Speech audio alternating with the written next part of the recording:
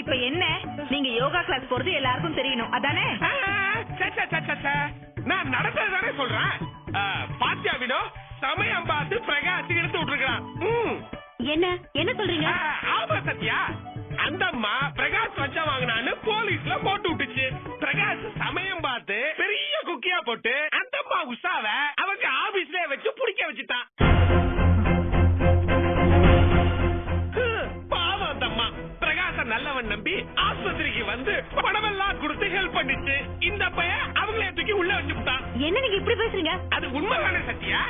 தம்பி, இங்க என்ன நடந்ததுன்னு தெரியாம நீங்க பாட்டுக்கு ஏதாவது பேசாதீங்க. டிவிலயே பாத்தேனுங்க. டிவியில பார்த்ததெல்லாம் உண்மையாயிடுமா? பிரகாஷ், சத்யா, உஷா கிட்ட எல்லாம் பேசிட்டாங்க பாருங்க. இவருக்கும் அதுக்கும் எந்த சம்பந்தமும் இல்ல. நீங்க யாருமே பிரகாஷ பத்தி சரியா புரிஞ்சுக்கலாம், அவ்வளவுதான். இப்ப நீ என்ன சொல்ல வர? என்னங்கய்யா நீங்க எவ்வளவு பெரிய மனுஷன், உங்களுக்கே தெரியலன்னா எப்படி? அதுவும் பிரகாஷ் உங்க பையன். யாருக்கு தெரியுதோ இல்லையோ உங்களுக்கு தெரிஞ்சிருக்கணுமே ஐயா. நீங்க என்னடா ஐயா, பிரகாஷ் லேசுப்பட்ட ஆள் இல்ல. பிரகாஷ பத்தி எனக்கு நல்லாவே தெரியும். இன்னொன்னு சொல்லட்டுமா, ஒருத்தன் கூப்பிட்டா திரும்பி பாப்பான், இன்னொருத்தன் தொட்டாதான் திரும்பி பாப்பான். ஆனா பிரகாஷ கூப்பிடவும் வேண்டாம், தொடவும் வேண்டாம், உத்து பின்னாடி பார்த்தாலே போதும், படக்கு பின்னாடி திருப்பி என்னன்னு கேட்பான். அந்த அளவுக்கு பெரிய கில்லாடி. லேசுப்பட்ட ஆளா அவன். அவனை தொட்ட ஒரு பொம்பளைய பாருங்க, ஒரு பொம்பளைய விட்டு வச்சு பாக்குற ஆளா அவன். பாத்தீங்களே, சிரிச்சு சிரிச்சு பேசி யானை குழியில எல்லாம் இறக்கி விட்டுருக்கான். பாவம் உஷாராணி. என்ன மூர்த்தி நீ சொல்ற? அம்மா, பிரகாஷ விட்டா இதை செய்யறதுக்கு ஆளே கிடையாது. இன்னும் சொல்ல போனா அவன் இத பண்ணலன்னு உங்க எல்லாரும் நம்ப வச்சிருக்கான் பாருங்க. இதுல என்ன தெரியல அவனுடைய தெல்ல வாரிசனம். வாங்க பிரகாஷ்.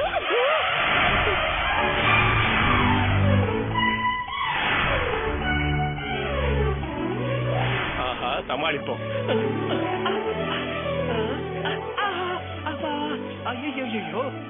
என்ன வினோ, பிரகாஷ் பயந்துருவோம் நினைச்சியா? அப்ப நீங்க என்ன பயப்படாமல திரும்பி பாத்தீங்க? யார் சொன்னது? சிரசாசனம் போட்டல, லைட்டா சுளுக்கு. இங்க நான் யாருக்கும் பயந்தவன் இல்ல. என் மனசுல பட்டதான் வாய் சொல்லும், வாய் சொல்றதுதான் இதயம் கேட்கும். பிரகாஷ தவிர இதை யாரும் செஞ்சிருக்க முடியாது. யோகா கிளாஸ்ல கூட இதைத்தான் சொன்னாங்க. பிரகாஷ், என்ன சத்யா, வினோ செய்யற மாதிரியே நீ செய்யற. பிரகாஷ் தான் உஷாராடிய மாத்தி விட்டா. எனக்கு எந்த பயமும் இல்ல. பிரகாஷ் வந்தானா அவன் முன்னாடியே நான் சொல்லுவேன்.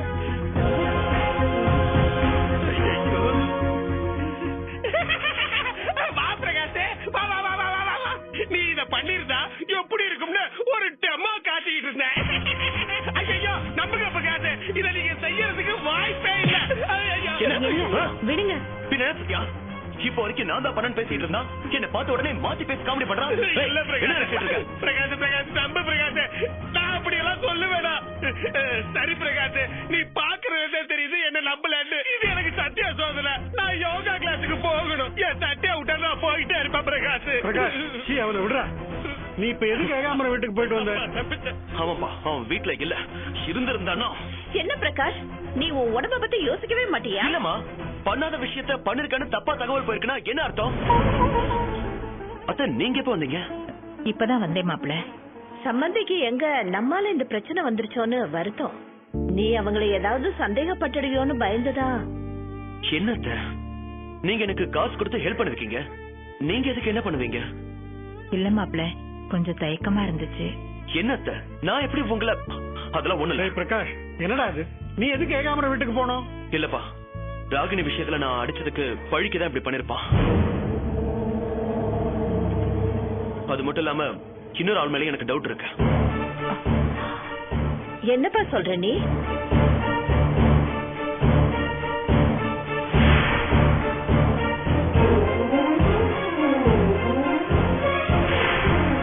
என்ன அண்ணியார சொல்லுங்க, இதுல உங்க பங்கு என்ன? பிரகாஷ், என்னடா பிரகாஷ் பேசுற? ஆமா, என்னமா இது? இவனுக்கு எவ்வளவு செஞ்சாலும் இப்படிதான் பேசுவானா? சொல்லுங்க அண்ணியாரே. பிரகாஷ், எது பேசினாலும் கொஞ்சம் யோசிச்சு பேசு. இவன் எதுக்கு அப்படி பண்ண? இவங்க தான் சொல்லணும். ஆமாண்டா, நீ ஹாஸ்பிட்டல் இருக்கும்போது உனக்காக துடிச்சு உன்னை காப்பாத்தியே ஆகணும்னு அங்க இங்கன்னு பணத்துக்காக அலைஞ்சால, அதுக்கு நீ இந்த மாதிரி சந்தேகப்படுறது நியாயம் தான். அப்பா, இவனுக்காக காயத்ரி எவ்வளவு செஞ்சாலும் இவன் சந்தேக பத்தி போகாதுப்பா. டேய் பிரகாஷ், என்னடா அது? அப்பா, அத்தை எனக்கு ஹெல்ப் பண்ணணும்னு பணம் கொடுத்தாங்க. நானும் சத்யாவும் அந்த பணத்தை உஷாராணி மேடம்க்கு கொடுக்கணும்னு பேசினது நம்ம வீட்டுல நடந்த விஷயம். இந்த விஷயம் எப்படி வெளியே போச்சு? அதுவும் கரெக்டா லஞ்ச ஒழிப்புத்துறை ஆபீசர்ஸ் அங்க எப்படி வந்தாங்க? என்ன பிரகாஷ், நீ எடுத்ததுக்குலாம் என்ன சந்தேகப்படுற? நீ சொன்ன விஷயம் நடந்தப்போ நான் இங்க இல்லையே. நீங்க இல்லனா என்ன, உங்க வாளை விட்டு போனீங்களே. என்ன வினோதினி? அக்கா, என்னக்கா இது? பிரகாஷ் இப்படி எல்லாம் பேசுறாரு. இங்க நான் உண்டு, என் வேலை உண்டுன்னு இருக்கேன். பிரகாஷ், அம்மா, ஏகாம்பரத்துக்கு என்ன பழி வாங்கணும், அது இவங்களுக்கும் தெரியும். கூட்டு சேர்ந்து ஏதோ பிளான் பண்ணிருக்காங்க. என் மனசுல காரணம் இல்லாம டவுட் வராது. இருக்கட்டும், எத்தனை நாளைக்கு உண்மையை மறைக்க முடியும்னு பாக்குறேன். என்னங்க அப்பா, இவனுக்கு எவ்வளவு செஞ்சாலும் பத்தாதுப்பா. சம்பந்தி, நான் போயிட்டு சரிம்மா, வாங்கம்மா. சம்பந்திமா. ஜானகி,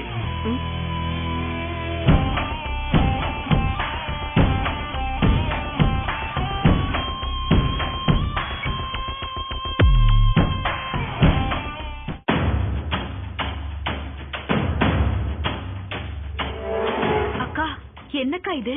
நீ நினைச்ச மாதிரி உஷாராணி இவனை சந்தேகப்படல. அது போதாதுன்னு இவன் வேற கரெக்டா நீயும் ஏகாம்பரமும் சேர்ந்துதான் இதை செஞ்சிருப்பீங்கன்னு கோல் அடிக்கிறான். இதெல்லாம் நான் அசால்ட்டா சமாளிப்பேன். இவனுக்கு வேற வழியில செக் இருக்கு, அப்ப பாக்குறேன். நீ உன் வேலைய பாரு. போடி.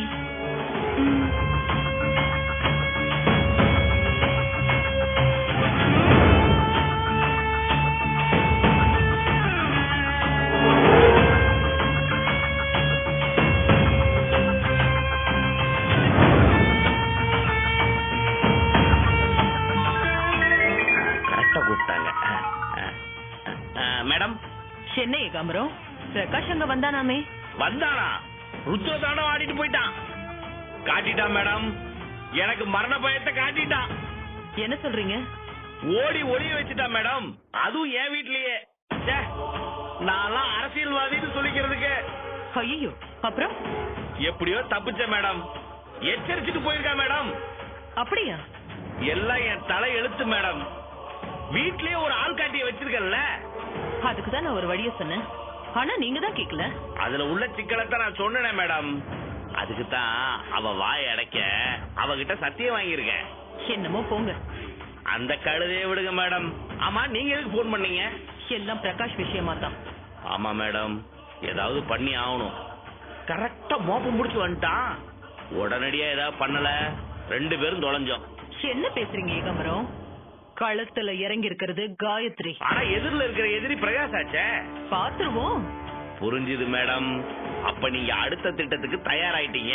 பின்ன எதிரிய ஒழிக்கணும்னா தொடர்ந்து அடிக்கணும்ல. ஆமா மேடம், ஆமா ஆமா. சரி, என்ன திட்டம் வச்சிருக்கீங்க?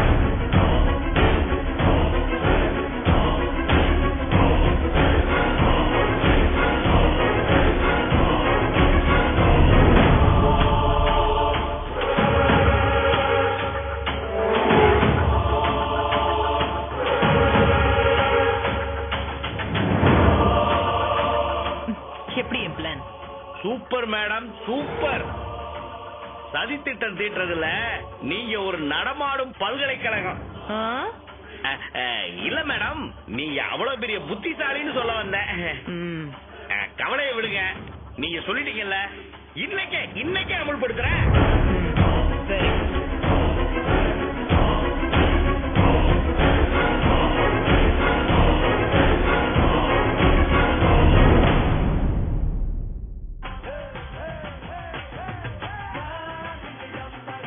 ஐயோ, இவ ஹால்ல உட்கார்ந்திருக்கா, எதுக்கு வம்பு? விஜயக்கா, அப்படியே இங்க வாங்க. தாரணி, பாத்துட்டு பாக்காத மாதிரி போறீங்க? இல்ல, அக்கா கிட்ட சக்கரை வாங்கலான்னு வந்தேன். வாங்க வேண்டியதானே? இல்ல, வீட்டுல இருக்கிறது ஞாபகம் வந்துச்சு, அதான். அதெல்லாம் இருக்கட்டும், போங்க போய் ஜூஸ் போட்டு எடுத்துருவாங்க. நல்ல வேலை, ஜூஸ் போட தான் சொன்னான். என்ன? ஒண்ணும் இல்ல, இதோ போட்டு எடுத்துட்டு வந்துடுறேன். அக்கா, என்னக்கா இப்படி உட்காந்துட்டீங்க? வெளிய போனா ஏதாச்சும் வேலை சொல்லுவான்னு தாண்டி இப்படி உட்கார்ந்திருக்கேன். அத்தை, வேலை முடிஞ்சதா? இதோ முடிஞ்சதுமா. என்னக்கா இது, இந்த வீடே உங்களுக்கு பயந்தது போய் இப்ப நீங்க அவளுக்கு பயந்து நடிக்கிட்டு இருக்கீங்க. எனக்கு வர்ற ஆத்திரத்துக்கு விஜயக்கா ஜூஸ் என்னாச்சு? இதோ கொண்டு வரேன்.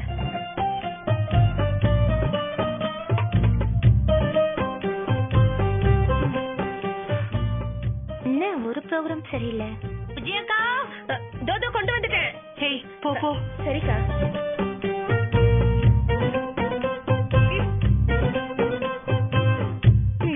ஐயோ ஜூஸ்.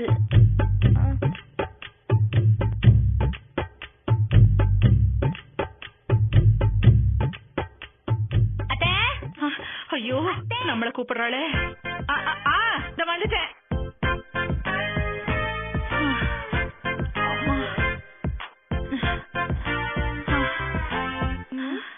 என்னது என்னாச்சு?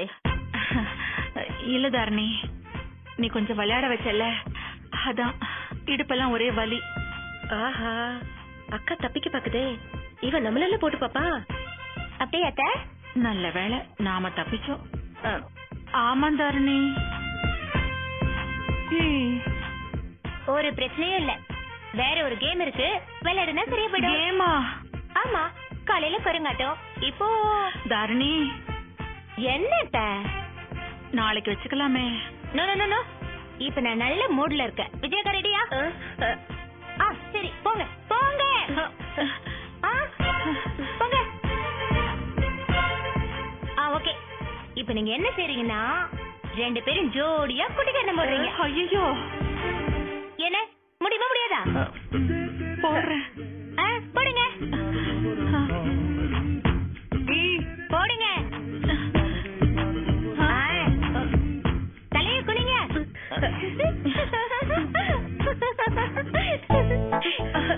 ஐயோ தாரணி, என்ன குட்டிக்கரணம் கூட போட தெரியல?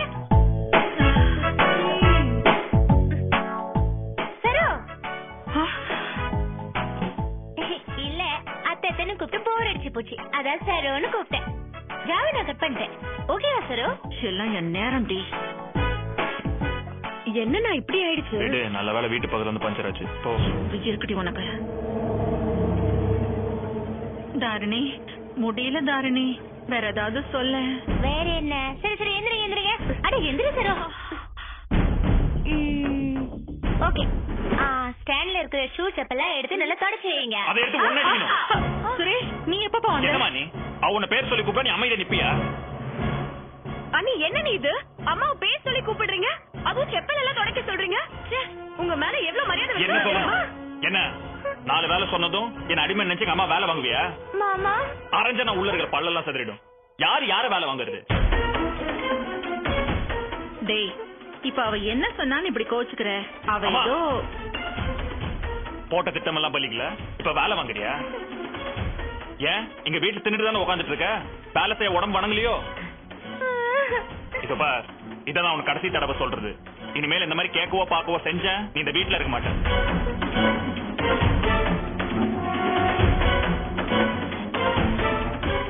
எங்க அம்மாவை செருப்பு தொடக்க சொல்ற, பிச்சிடுவேன். நீ எல்லாம் ஒரு பொண்ணு. ஏன் நீ இவ்வளவு கேவலமா நடந்துக்கிறீங்க?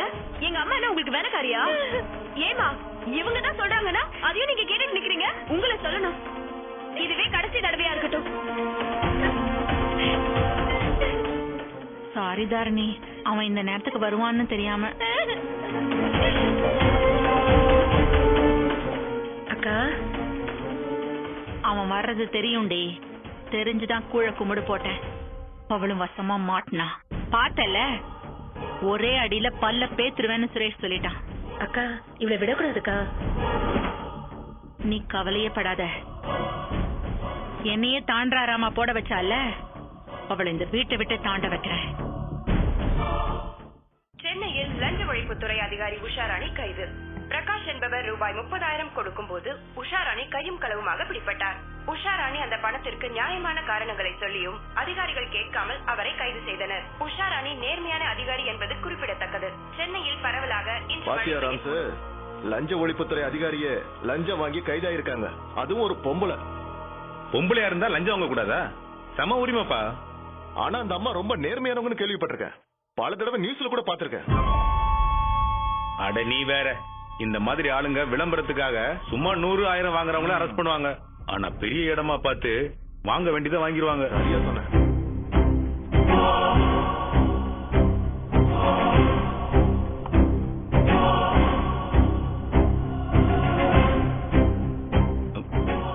இன்னொரு லாட்ஜ் கொடு.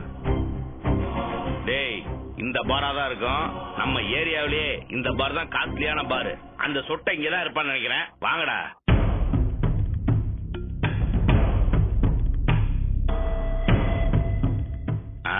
அங்க இருக்கான் பார். உட்காருங்கடா. பிரகாஷே, நீ நினைச்ச மாதிரியே உஷாராணிய ஈஸியா பழி வாங்கிட்டியப்பா. நான் கூட உன்னை என்னமோ நினைச்சப்பா. ஆனா மன்னிக்கிற மாதிரி மன்னிச்சு சரியான நேரத்துல சிக்க வச்சுட்டியே. என்ன உன்ன அந்த கான்ட்ராக்டரை அந்த அம்மா அரெஸ்ட் பண்ணி அசிங்கப்படுத்துச்சுல்ல, அதே மாதிரி அதே ஸ்டைல்ல உஷாராணிய அரெஸ்ட் பண்ண வச்சுட்டியப்பா. அங்க அங்க நிக்குதுப்பா உன் தந்திரம். ஆமா பிரகாஷ், நீ யாரு? உன்னை சீன்ல நீ சும்மா விடுவியா?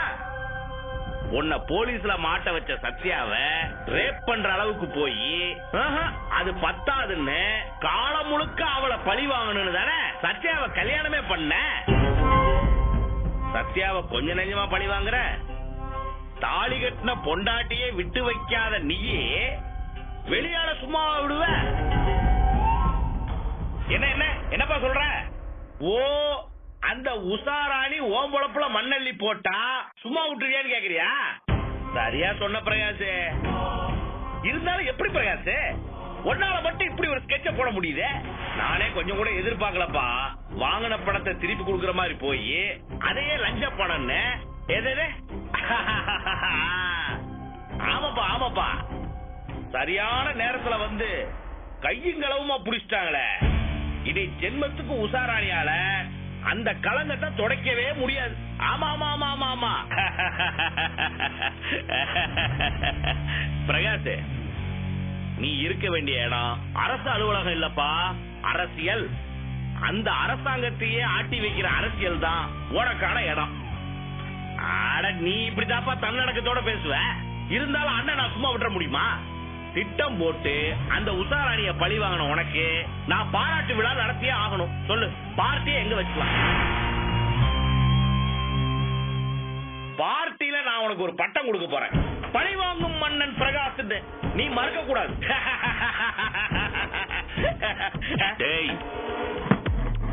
அப்ப இதெல்லாம் அந்த பிரகாஷ் வேலையா? சார் நீங்க இங்க கேட்டேன்டா, எல்லாம் கேட்டேன். அந்த பிரகாஷ் தான் விஜிலன்ஸுக்கு போன் பண்ணி எல்லாம் பண்ணானா? அட பாவிகளா, என் பொண்டாட்டி பத்தி உங்களுக்கு என்னடா தெரியும்? இப்படி திட்டம் போட்டு பழி வாங்கி இருக்கானடா அந்த பிரகாஷ். சார் அது வந்து அவனுக்கு பாராட்டு விழா கொடுப்பியா நீ? நீங்க எல்லாம் நல்லா இருப்பீங்களா? அந்த பிரகாஷுக்கு என் பொண்டாட்டி உதவி எல்லாம் செஞ்சாடேடா. நன்றி கிட்டவனுங்களே, விட மாட்டேன்டா நானு. சார் இத நீங்க வந்து இத பயமுடு. Sir கையெடுங்க sir. நாங்க ஏதோ பேசிட்டு இருக்க, நீங்க வந்து என்னடா ஏதோ? என்ன ஏதோ? என் பொண்டாட்டிய பிரகாஷ் அசிங்கப்படுத்துறது ஏதோவா? அதுவும் நல்லவே மாதிரி நடிச்சு. உங்களை சொல்லி என்னடா ஆக போகுது? இதுக்கெல்லாம் காரணம் பிரகாஷ் தானே. அவனை நான் சும்மா விட மாட்டேன். பண்றதையும் பண்ணிட்டு நடிக்கிறான் அவன். டேய் பிரகாஷ்,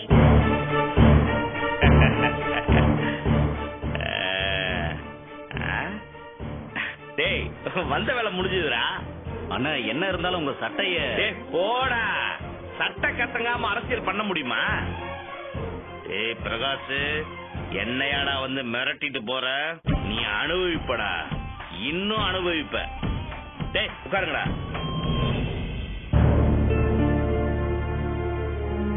அண்ணா அண்ணா எங்கடா போன? எங்க போன நீ? அழாத மாலு, இனிமே எங்கேயும் போக மாட்டேன். அம்மாவை பத்தி என்னெல்லாம் சொல்றாங்க பாத்தியாண்ணா? அம்மாவை எல்லாரும் தப்பாவே பேசுறாங்கண்ணா. டிவில பாத்துட்டு எல்லாரும் கேக்குறாங்க அம்மா ஏன் இப்படி பண்ணாங்கன்னு. எனக்கு போன் வந்துச்சு மாலினி. அண்ணா அம்மாவுக்கு இது ஒரு அசிங்கம் தானே. இது வரைக்கும் அவங்க இந்த மாதிரி ஒரு விஷயம் பண்ணது இல்லையண்ணா. பிரகாஷ் அண்ணனுக்கு அம்மா மேல ஏன்னா இவ்வளவு கோவம்? என்ன நடந்துச்சுன்னு தெரியல மாலு. சரி அப்பா எங்க? அப்பா இங்கதான் இருந்தாரு. பேசி கேட்காம கண் கலங்கினாருண்ணா. அப்படியே வெளியே போயிட்டாரு. அவரால நிம்மதியாவே இருக்க முடியலண்ணா. அண்ணா அப்பா எங்கண்ணா போயிருப்பாரு? எங்க போயிருப்பாருன்னு தெரியல. சரி நீ கதவு பூட்டிக்கோ, அப்பா எங்க இருக்கான்னு பார்த்து கூட்டிட்டு வரேன்.